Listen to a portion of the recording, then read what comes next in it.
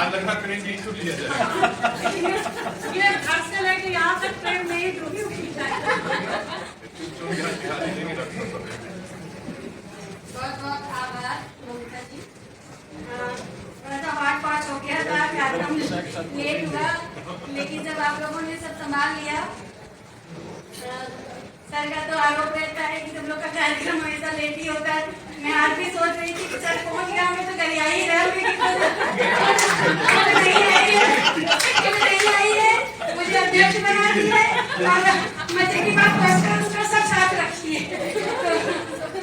मैं बहुत ज्यादा कुछ नहीं बोलूंगी। मेरी किताब का जो शीर्षक कविता है मैं वही पढ़ना चाहूंगी, और बाकी तो आप सबने बहुत में बोल ही दिया और अभी भी बोलने वाले अभी पंक्ति में इंतजार कर रहे हैं अपनी बारी का। मैं चुनूंगी प्रेम। जब सभी चुन रहे होंगे अपने अपने हिस्से के सुख, कोई चुनेगा ऊंचे महल और कोई चुनेगा सागर से मोती, कोई फूलों के बगीचे से चुनेगा तमाम फूल, एक सैनिक चुनेगा अपनी बंदूक, एक नाविक चुनेगा अपनी नाव, चांद ढूंढेगा चकोर को और धरती प्यासी होगी सूरज की किरण के लिए। जब सूरज की किरण धरती पर गिरकर दे रही होगी उसे नवजीवन, उस समय मैं सारे विकल्प छोड़कर चुन लूंगी प्रेम। हाँ, मैं चुनूंगी प्रेम, क्योंकि प्रेम ही एकमात्र ऐसा रास्ता है जिस पर चलकर मैं खुद को पालूंगी और मुझे मेरे जन्म लेने पर अफसोस नहीं होगा।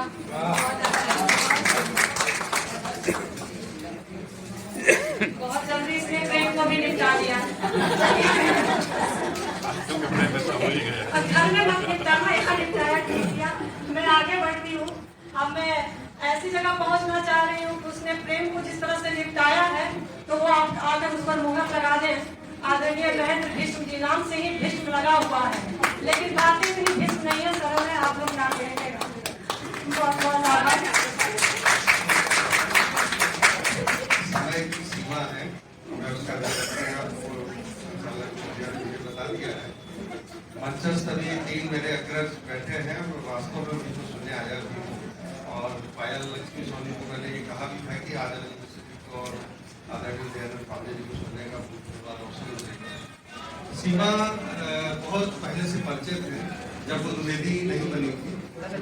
मेरे विभाग में मेरी जन्म थी तो उनकी वो सहेली थी और आज साल मिलती रहती थी। बड़ी सुंदर सी गोरी सी दुबली सी सीमा उस समय, पर इतनी बड़ी अच्छी कवित्री बनेगी, ये विद्रोही भी हो जाएगी। बड़ी शुभकामनाएं है उसके साथ।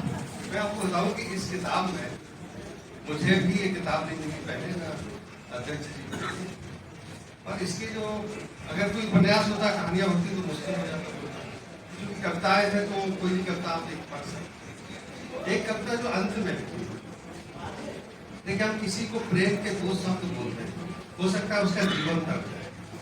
किसी की पीड़ा को अगर हम हर लें तो हो सकता है उसका बहुत बड़ा संताप हो जाए। तो वो इसमें भाव है, दर्शन है, छायावादी कविता मुझे लग रही है। और महादेव वर्मा जी की छायावादी थी, हमारी इसकी बहुत छायावादी। जिन स्त्रियों को हिचकियां नहीं आती, देखिए सोच देखिए, जिन स्त्रियों को हिचकियां नहीं आती उन्हें क्या कोई याद नहीं करता? हो सके तो एक बार ऐसी किसी स्त्री को यकीन दिलाना कि वो तुम्हें याद आती रहती है, यूं ही अचानक कभी कभी बिना किसी वजह के। शायद एक स्त्री इतने ही 2 शब्दों से पिघल जाए और उसका खोया वजूद उसे आवाज देने लगे। शायद इन शब्दों से उसके जीवन में संजीवनी हो जाए। सच, हिचकियां विहीन स्त्रियां इतनी बेबस होती हैं, सदियों तक इंतजार करती हैं, सदियां कुछ वर्षों तक इंतजार करती हैं, लंबे समय तक इंतजार करती हैं।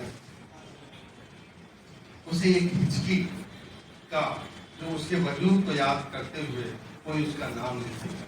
हमारे अध्यक्ष जी बहुत बड़े उपन्यासकार है, कहानीकार है, पर मैं बताऊं उनका हृदय बहुत संवेदनशील और कोमल है और कविताएं रचते हैं।